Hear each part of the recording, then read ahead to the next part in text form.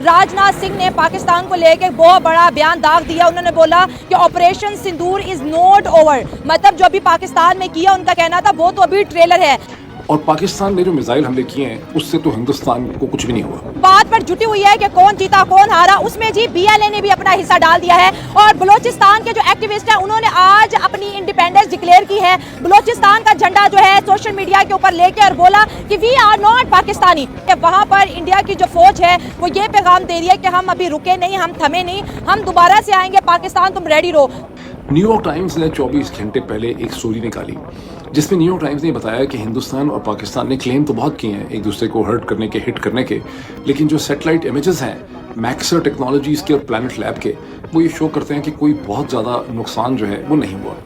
और पाकिस्तान ने जो मिसाइल हमले किए हैं उससे तो हिंदुस्तान को कुछ भी नहीं हुआ। लेकिन हिंदुस्तान ने जो मिसाइल स्ट्राइक्स की हैं पाकिस्तान के अंदर, दो तीन किस्म के उन्होंने मिसाइल्स यूज़ किए। आपको पता है पहले उन्होंने मेरा ख्याल स्कैल्प यूज़ किए जो फ्रेंच टाइप के थे, जो एयर टू ग्राउंड थे, जिसमें उन्होंने 24 मुकामात को हिट किया आज़ाद कश्मीर में, पाकिस्तान में, बहावलपुर के अंदर, मुरीदके में। और वो सारे जो हैं जिन जिन बिल्डिंग्स में उनको जाके लगना था, स्कैल्प एक्यूरेटली जाके उन्होंने हिट किया और हम कुछ भी नहीं रोक सके। उसके बाद उन्होंने ब्राह्मोस यूज़ किए जो रशियन और इंडियन ताउन से इश्तराक से बने, और उन्होंने जहाँ जहाँ वो मारना चाहते थे खासा प्रिसाइजली उन्होंने हिट किया। और पाकिस्तान ने किसी किस्म के सैटेलाइट इमेजेस नहीं दिखाए, जबकि हिंदुस्तान की आर्मी एयरफोर्स वाला ने अपनी ब्रीफिंग्स में वो सैटेलाइट इमेजेस दिखाए।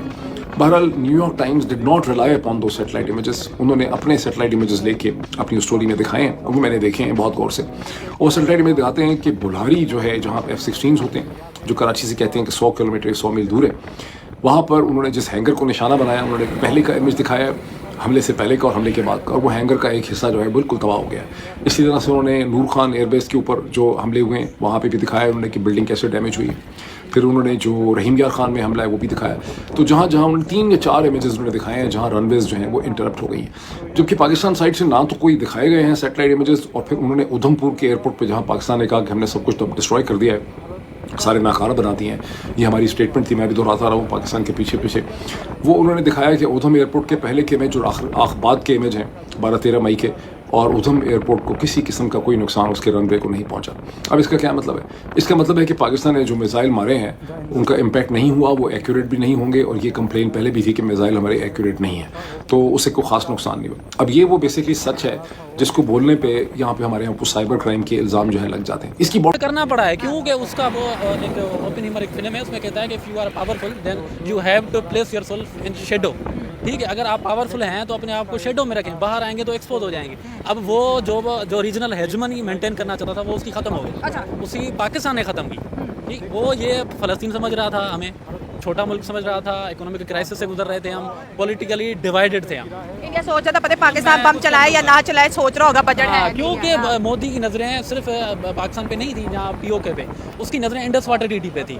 2019 में भी उसने ऐसे किया था, जो पहलवामा जो इसने करवाया था, नहीं वो था पलवामा, फिर पहलगाम हुआ। पहलवामा जो 2019 में उसने करवाया था, उससे उसने क्या फ़ायदा लिया? उसने आर्टिकल 370 रिवोक किया, और दूसरा 35 आर्टिकल था कोई, हाँ, वो उसने रिवोक किया था कि अब इंडियन वहाँ यूनिवर्सिटी में स्टेट हो गई नहीं। हाँ। और सुलझेंगे। अब आपकी तरफ बढ़ते हैं और जानते हैं उनकी राय।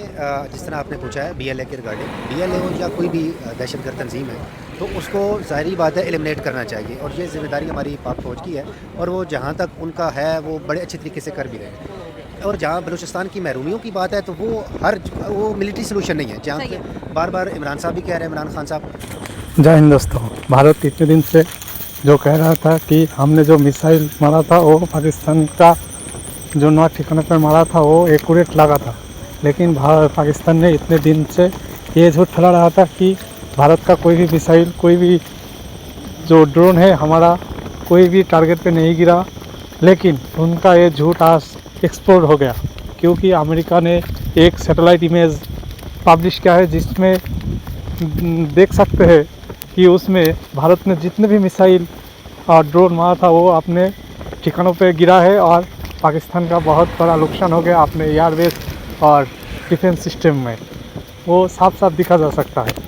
और उधर से पाकिस्तान जो और एक झूठ फैला रहा था कि हमने पाकिस्तान इंडिया का एक एयरबेस उड़ा दिया, लेकिन उस सैटेलाइट इमेज में ये भी दिखा रहा कि पाकिस्तान ने जो भारत के ऊपर मिसाइल छोड़ा था उससे इंडिया का जो एयरबेस है उसमें नुकसान हुआ है। कुछ भी नहीं हुआ। भारत की तरफ जो मिसाइल चला था, भारत ने पूरी मिसाइल को रोक दिया।